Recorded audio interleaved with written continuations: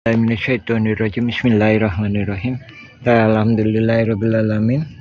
Banyak analisa itu mengenai kasus Dagolos tidak mempelajari keputusan Pengadilan Bandung secara lengkapnya. Kebanyakan langsung dari sini Pengadilan Tinggi atau kasasi atau selanjutnya. Padahal di sini kalau kita mempelajari secara detailnya, di sini juga dijelaskan mengenai siapa aja pihak-pihak. Nah, di sini ada pihak Bu Raminten. Ini, jadi ini penggugat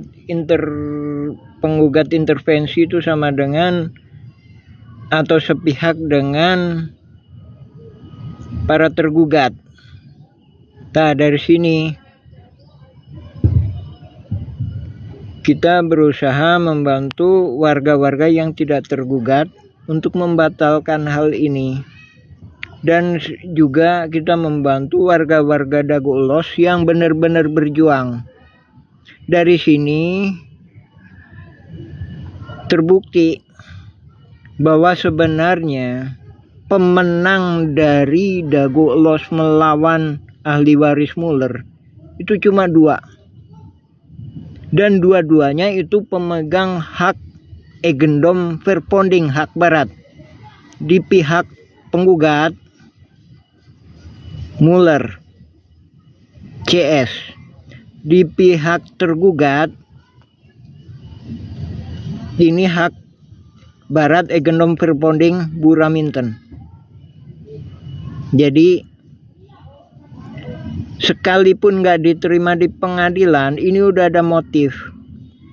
Lain daripada itu, di lapangan ada surat-surat yang tersembunyi, yaitu surat 15.000 meter dan banyak hal-hal pengkondisian sebelumnya, yaitu dengan banyaknya intimidasi dan penghalang-halangan hak.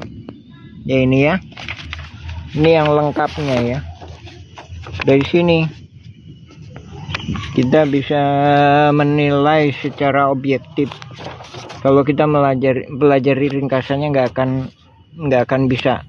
Dan ini pun masih belum bisa maksimal. Untuk lebih maksimal lagi harus mempelajari berkas-berkas lainnya yang ada di RT RW dan berkas warga lainnya yang tidak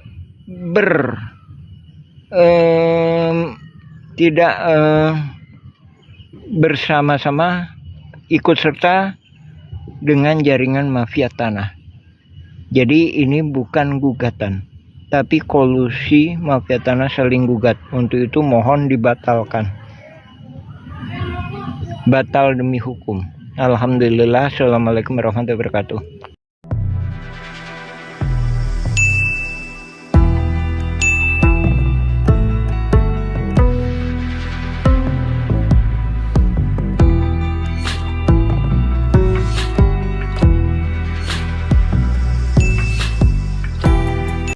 Bismillahirrahmanirrahim. Assalamualaikum warahmatullahi wabarakatuh. Nah, ini analisa dasar kenapa hakim memberikan kemenangan kepada Muller CS. Dalam hal ini perlu digarisbawahi ya, kami masih berpendapat bahwa ini bukan gugatan Muller, namun ini kolusi mafia tanah saling gugat. Namun skenario ini kita bahas ya. Skenario kolusi ini memang sedikit banyaknya merencanakan kemenangan untuk para penggugat, dalam hal ini pihak luar. Kita analisa pembelaan salah satu pihak tergugat. Nah, ini hakim tidak percaya karena pertama ini seolah-olah mengacu pada hak yang diberikan dari Yayasan EMA tahun 67 atau 68. Sebelum itu, ini flashback ya, bahwa menurut bapaknya adalah haknya. Ini tahun dilahirkan sekitar sekian ya, estimasi tahun kelahirannya ya. Nah, terus ketiga, sebelum itu ini Buraminten.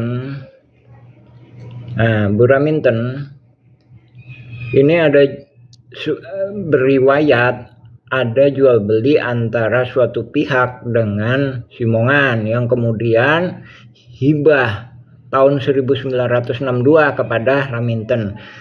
Nah, kita balik lagi kepada tiga teori ini ya. Dari sini hakim tidak percaya. Jadi seolah-olah teorinya gini. Kemarin saya dikasih tanah oleh ini Yayasan EMA. Sebelum kemarin saya mendapat tanah hak saya menurut bapaknya. Ya, dengan sebelum itu ini kan memang ini setelahnya, tapi ini secara teorinya sebelum itu.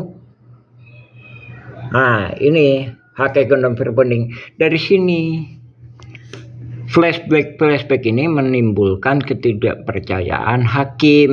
Jadi seolah-olah kemarin saya dikasih tanah bahwa ini hak saya. Terus kemarinnya lagi ini hak saya, hak kelompok saya menurut bapak saya. Terus kemarinnya lagi sebelumnya, ya memang sesudahnya ya, ini adalah hak eigendom verpoding Buraminten. Saya ada kesepakatan dengannya. Dari sini hakim tidak kepercaya. Jadi seolah-olah flashbacknya seolah-olah hari kemarin tanah dari Yayasan EMA, sebelumnya tanah dari bapaknya adalah haknya kelompoknya, sebelumnya lagi dari Raminten. Dari sini pembelaannya ini tidak sinkron, dan ini memang sudah dikondisikan karena ini kolusi mafia tanah saling gugat. Ya, assalamualaikum warahmatullahi wabarakatuh. Dari sini hakim tidak percaya. Ini tanah sebenarnya dari mana gitu. Katanya dari ini, kemudian katanya dari ini, dari bapak, katanya dari ini, kemudian sebelumnya katanya dari ini. Nah, dari sini menimbulkan hakim tidak percaya yang benar tanahnya dari mana. Kalau udah dari sini ya udah dari sini. Kenapa katanya dari bapak? Nah, kalau udah dari bapak ya udah, kenapa pakai dari Yayasan EMA? Kalau udah dari Yayasan EMA, kenapa pakai kesepakatan dengan Buraminten? Dari sini menimbulkan rasa tidak percaya sama hakim. Ini udah diskenariokan dengan kata lain tujuannya yang memang berpeluang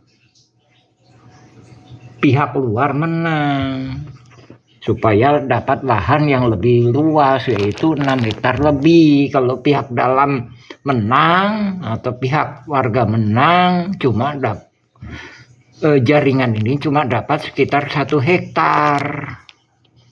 Bismillahirrahmanirrahim. Assalamualaikum warahmatullahi wabarakatuh.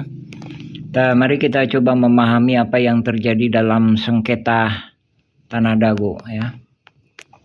Nah, ini peta ini diberikan dari Forum Dago Melawan tanggal 30 April, dikonfirmasi oleh pihak Forum Dago Melawan bahwa peta seperti ini itu dari BPN Bandung.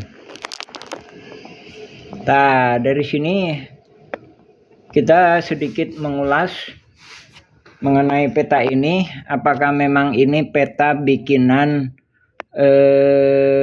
BPN. Dalam hal ini perlu digarisbawahi ya, apakah ini peta Simongan ketika zaman Belanda ataukah peta BPN versi yang sekarang. Nah, ini perlu kita telaah ya. Di sini ada makam. Nah, ini ada kejanggalan. Bagaimana mungkin pihak Belanda, notabene penjajah ya, membuat peta yang seolah-olah menghindari makam dan menghindari masyarakat adat.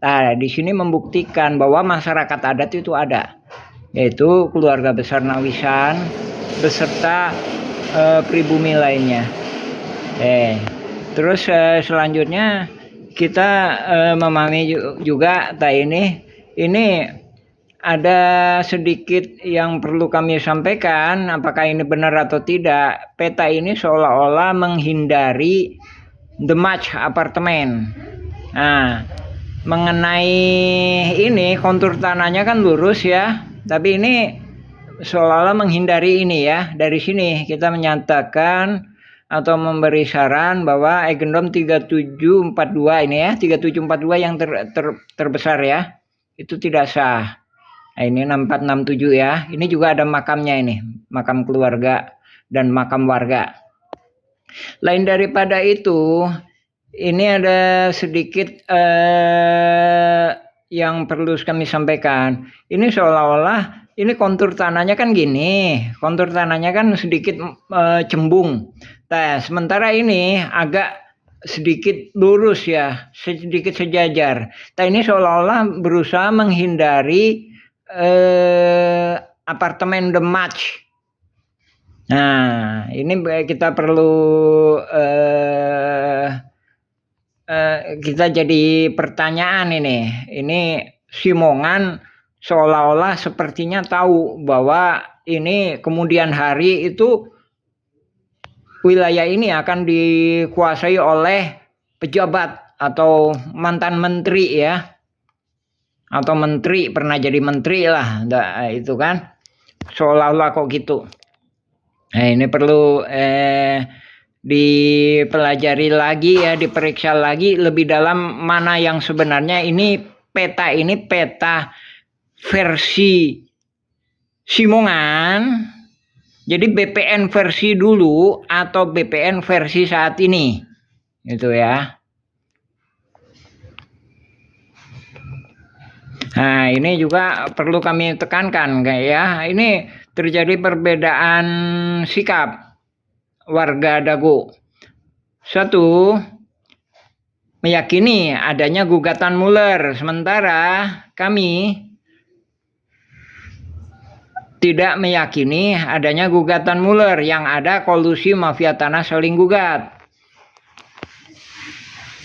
Adapun kita meyakini kolusi mafia tanah saling gugat, ini dengan menyalahgunakan surat BPN tahun 1983 pada Gubernur Jawa Barat dengan memorial Lurah Dago. Nah, ini di sini dijelaskan ya ukurannya maupun pihak-pihaknya.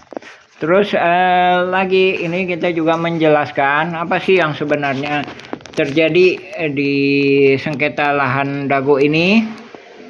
Adapun keyakinan kita, pendapat kita itu bukan gugatan Muller, tapi kolusi mafia tanah saling gugat.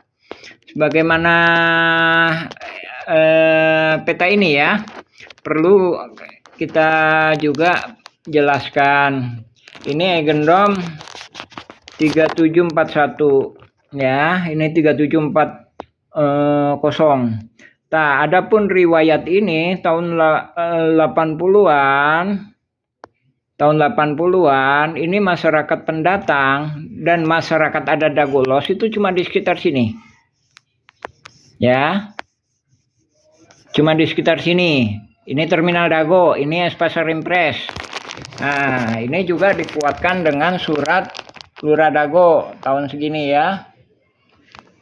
Nah, ditandatangani oleh Bapak M. Taufik, juga diketahui oleh Lurah Askari. Pada 80-an sekitar 4.000 atau 5.000-an. Sementara ini tahun 97 ini cuma sekitar 10.000 meter persegi. Nah, adapun 10.000 meter persegi kita nggak tahu persis di mana. Sedangkan kalau 5.400 sekitar sinian, 5.400 ya. Adapun di sini Terminal Dago. Di sini Es Pasar Impres. Jangan disamakan ya, Es Pasar Impres itu beda dengan Terminal Dago. Nah, selain daripada itu ada gejala-gejala yang dikondisikan oleh suatu jaringan dengan menguasai lahan ini. Caranya itu merubah Kampung Cirapuan RT 07 menjadi Dago Los. Ini. Nah, sini ya. Jadi, ini sekitar 5.000 sampai 10.000 kan. Jadi ini totalnya lebih kurang sekitar 2 hektaran. Sedangkan ini 4,4 hektar. Nah, ini. Jadi ini Kampung Cirapuan. Ini yang di objek yang digugat ya. Nah, dari sini ada kejanggalan ya. Jadi subjeknya dari sini, kemudian di sini subjeknya itu udah dimanipulasi objeknya. Jadi Kampung Cirapuan dirubah jadi Dago Los. Nah, sementara ini, kita mau mengacu pada peta, legal standing peta atau legal standing dasar hukum yang lainnya, misalkan AJB atau itu. Ini kalau disesuaikan dengan peta, ini adalah objek M Wikarta, X M Wikarta yang udah di AJB kan dan disertifikatkan. Nah, ini makam ini 6467. Nah, dari sini kita menyarankan pemerintah untuk membentuk tim independen bahwa ini kolusi mafia tanah saling gugat ini sangat merugikan warga, masyarakat adat Dago Los, juga masyarakat adat Kampung Cirapuan. Nah, ini udah disertifikatkan ini. Menurut keterangan legal standing ya, AJB dan sertifikat itu ada di sini nih. Sedangkan kalau legal standing versi peta ini gini. Sedangkan kita sendiri juga akan menyampaikan bahwa sebenarnya saran kita ke pihak pemerintah terhadap mengingat kita sudah memeriksa beberapa berkas-berkas, Gendrom 3742 ini nggak sah dan 6467 ini. Karena sejak zaman Belanda pun, bahkan sebelum si ngomongan datang pun, ini masyarakat adat Kampung Cirapuan itu lebih dulu.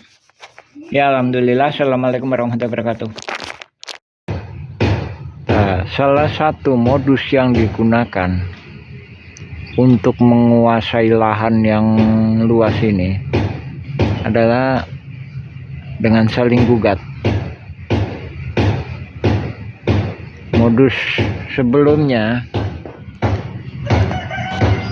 Kampung Cirapuan ini, nah di sini ya, sini sekitar lebih kurang 2 hektar ya, itu diubah jadi Dago Los. Itu modusnya.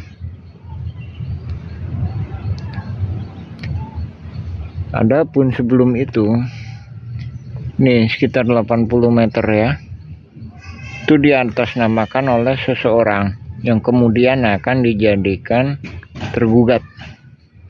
Nah, dijadikan dasar hukum pihak tergugat. Kemudian ini ya, ini ada SHM 868 dan 270 meter dan wakaf masjid. Nah, ini berkorelasi dengan diubahnya Kampung Cirapuan menjadi Dago Los. Nah, biar nggak tampak ya. Lalu juga ada suap menyuap, kolusi, nepotisme.